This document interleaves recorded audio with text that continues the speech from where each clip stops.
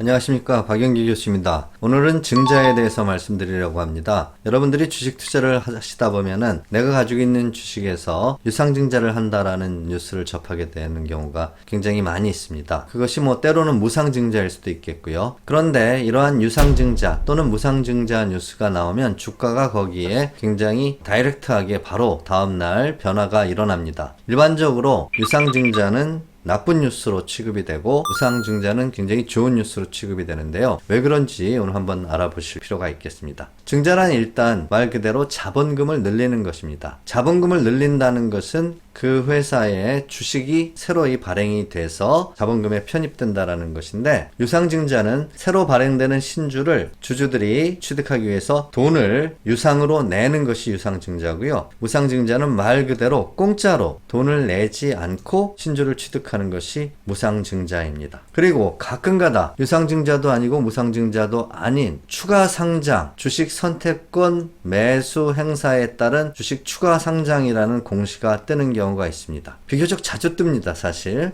이것은 무슨 뜻이냐면 그 회사의 경영진이 주로 임원들한테 그 회사에서 열심히 일하라고 스탁 옵션이라는 것을 부여하죠. 그래서 임원들은 그 회사의 주식을 미리 정해진 가격에 살 수 있는 기회가 2년 이상, 보통 근무를 한 이후에 그 임원이 되고 2년 이상 지나고 나서, 또는 때로는 5년 이상 지나고 난 다음에 미리 정해진 가격에 스탁 옵션이죠, 말 그대로 살 수 있는 권리가 있는데, 그 권리를 행사를 해서 주식을 취득하게 되면 회사는 신주를 발행해 가지고 그 신주를 미리 정해진 돈을 받기 때문에 유상이죠. 돈을 받고 임원들한테 주식을 넘겨주기 때문에 새로운 주식이 발행되는 셈이고, 새로운 주식을 취득하는 회사의 임원은 신주를 취득하는 대가를 내기 때문에 스탁 옵션 주식 선택 매수권을 스탁 옵션이라고 하는데, 스탁 옵션 행사에 따른 추가 상장도 엄밀히 따지면 유상증자입니다. 그러나 이 경우는 그 회사에 이제 주가가 좋을 때 주로 발생을 하는데, 임원이 취득하는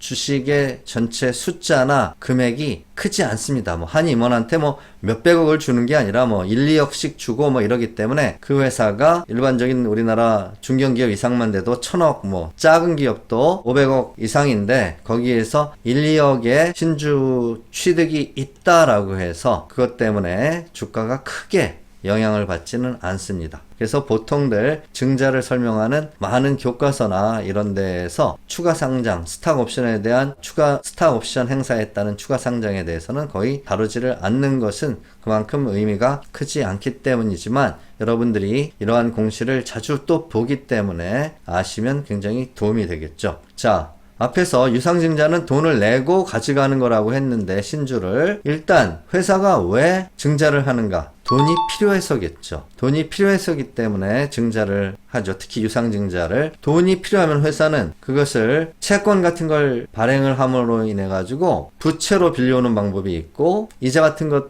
내지 않고 기존 주주들한테 돈을 추가로 투자해 달라고 요청하는 게 있는데, 기존 주주들한테 돈을 추가로 투자해 달라고 요청하는 게 가장 일반적인 유상증자입니다. 그래서 기존 주주가 새로 발행하는 주식을 먼저 청약할 권리를 갖게 됩니다. 그 이유는 만약에 기존 회사가 100만 주의 주식이 발행되어서 상장되어 있는데 추가로 돈을 모으기 위해서 20만 주를 더 발행을 한다. 그럼 전체 주식수는 120만 주가 되는데, 기존 100만 주의 10%를 가지고 있는 사람은 이 회사의 지분의 10%를 내가 가지고 있는데, 새로 발행하는 20만 주에 대해서 이 사람한테 우선 청약할 권리를 주지 않는다면, 이 사람은 120만 주에 대해서 기존에 가지고 있는 10%, 10만 주만 가지고 있고 새로 나오는 20만 주에 대해서는 전혀 지분을 가지지 못한다. 그럼 120만 주에 대한 10%는 이 회사 경영권에 대한 이 사람의 발언권이 10%에서 현저히 떨어지겠죠.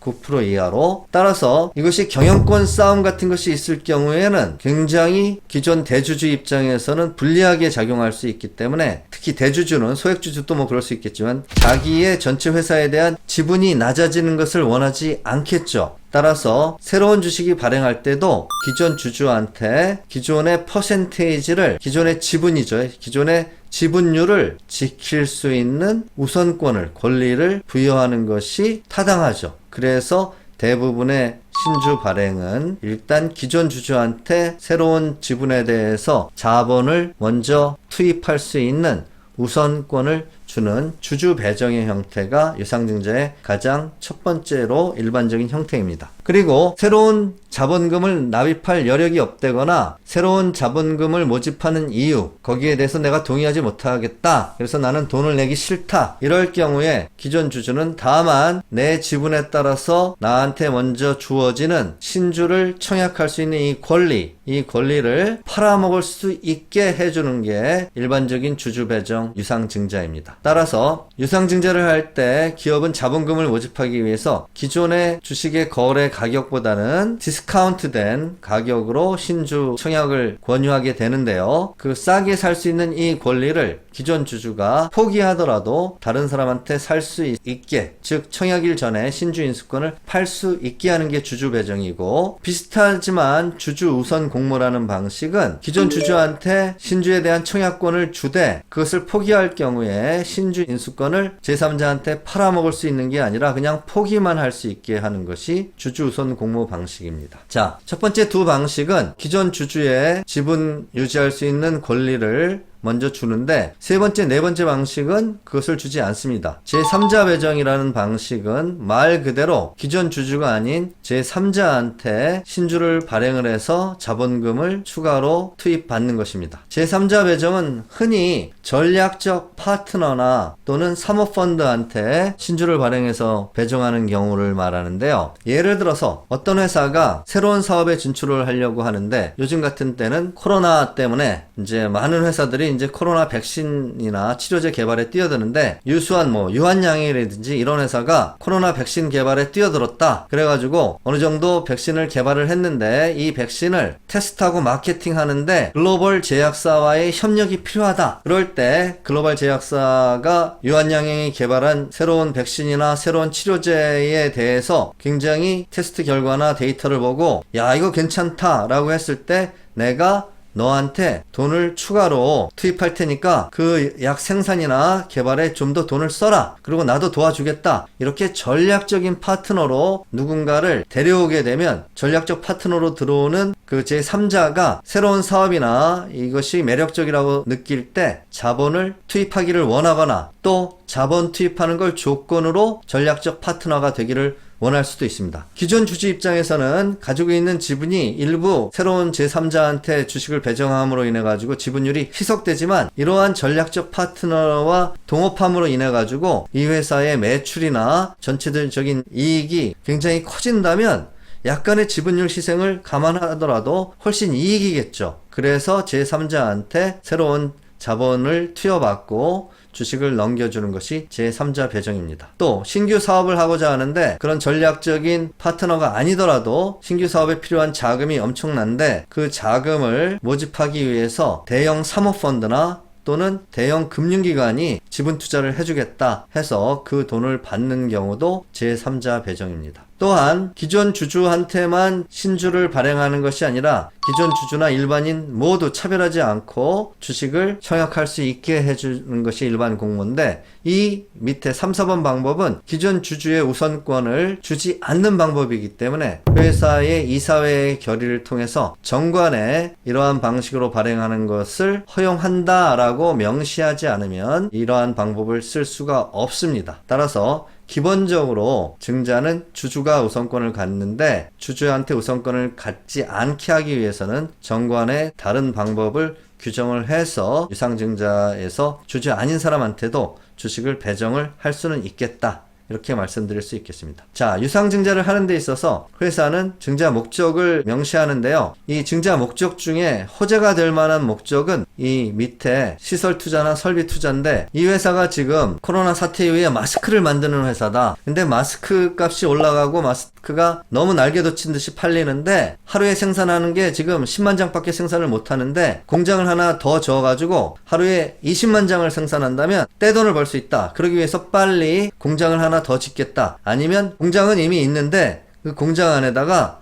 기계를 빨리 사가지고 들여놔서 마스크를 찍기만 하면 이 회사가 큰 돈을 벌 수 있다. 이렇게 당장 비즈니스가 잘 돼가지고 설비 투자나 시설 투자를 통해 가지고 매출이나 영업이익을 굉장히 올릴 수 있고 이것 때문에 증자를 한다. 그거는 시장에서 굉장히 호재로 받아들여집니다. 그리고 그 이전에 마스크를 안 만들던 회사인데 이 회사가 새로 마스크를 만드는 사업을 신규 사업으로 하겠다. 코로나가 막 유행하던 올 봄 같은 때를 얘기를 하는 겁니다. 그렇게 신규 사업을 하겠다라고 그 목적으로 유상증자를 하면 역시 시장이 호재로 받아들여지겠죠. 그러나 가장 나쁜 게 이 회사가 지금 운영 자금이 없고 또 부채가 너무 높아가지고 현금 유동성이 떨어져가지고 회사가 돈이 필요해가지고 돈을 구걸하다시피 유상증자를 한다. 그것은 기업이 만약에 기존의 이익잉여금이나 자본잉여금이나 여유 현금이 있다면 이러한 목적으로 유상증자를 할 이유가 없겠죠. 그래서 돈이 필요해서 하는 유상증자는 정말 시장의 나쁜 뉴스로 받아들여지기 때문에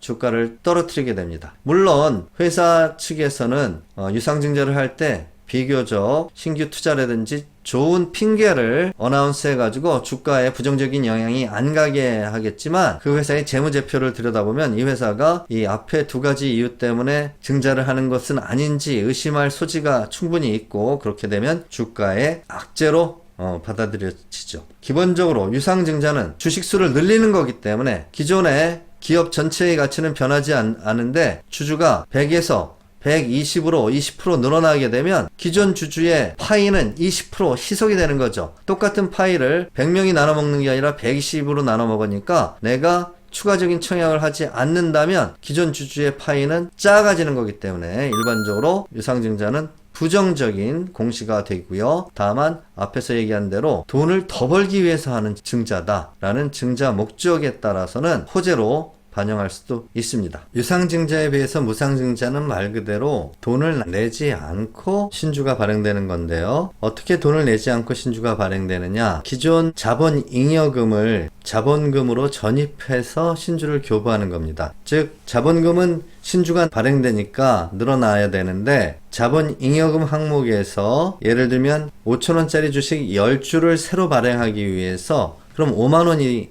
이제 납입되어야 되는데 5만원을 유상증자처럼 받지 않고 기존 기업이 가지고 있는 자본잉여금에서 5만원을 자본금으로 전입해서 그 돈을 가지고 이제 신주를 교부를 하기 때문에 전체 자본금 변동은 없습니다. 다만 주식 숫자는 신주가 발행되니까 늘어나죠. 그래서 무상증자를 만약에 100% 한다. 아까 유상증자는 100만 주에서 120만 주로 20%인데 100만 주에서 아예 100만 주로 200만 주로 100% 한다. 그럼 1대1 증자가 되는데 그러면 기존의 주가는 전체 기업의 가치는 변하지 않는데 주식수는 2배로 늘어나니까 권리락할 때 주가는 2분의 1로 줄어들겠죠. 반토막이 나는 거죠. 그래서 기존에 만원짜리 주식이었으면 2분의 1이 되면 얼마요? 5,000원으로 줄어든다라는 거죠. 주식수는 기존의 100만 주에서 200만 주로 2배 늘어나고요. 그러면 기존에 10주를 가지고 있던 사람이 10주 곱하기 만원, 10만원의 재산을 가지고 있다가 지금은 20주가 됐지만 20주 곱하기 5,000원은 똑같이 10만원으로 기존 주주한테 별 볼 일 없는 거 아니냐? 그런데 다음과 같은 이유에 있어서 호재로 작용을 하는데 기존에 100만 주였던 회사의 전체 주식이 200만 주로 늘어나면 거래가 활발해져서 유동성 프리미엄이라는 게 붙어서 거래가 잘 되는 주식은 주가가 긍정적으로 주가가 좀 올라가는 경향이 있고 기존에 만원 하던 주식이 5,000원에 거래되기 시작하면 이 회사 주식이 만원이었다는 기억을 가지고 있는 사람들은 굉장히 싸졌다라는 착시 현상을 일으켜가지고 이 5,000원에서 6,000원 가기가 쉬워지는 거죠. 예전에 만원도 했었던 주식인데 이런 것 때문에. 그런데 그냥 놔뒀었으면 만원에서 12,000원 가기는 훨씬 어려운 얘기가 되기 때문에 역시 주식을 무상증자해가지고 주식수를 늘려주고 권리락 가격을 싸게 해주는 것은 주가에 이제 호재로 반영하는 경향이 있게 되는 거죠. 또 다른 이유 하나를 더 들자면 이렇게 하는 회사는 기업이 무상으로 주식을 나눠준다는 것 자체가 이 기업이 주주 친화적인 마인드가 있다라고 시장에서 인식을 해서 기존 주주들한테 도움을 주기 위해서 이러한 무상증자를 하는 그런 경영자들의 마인드가 굉장히 긍정적으로 받아들여져서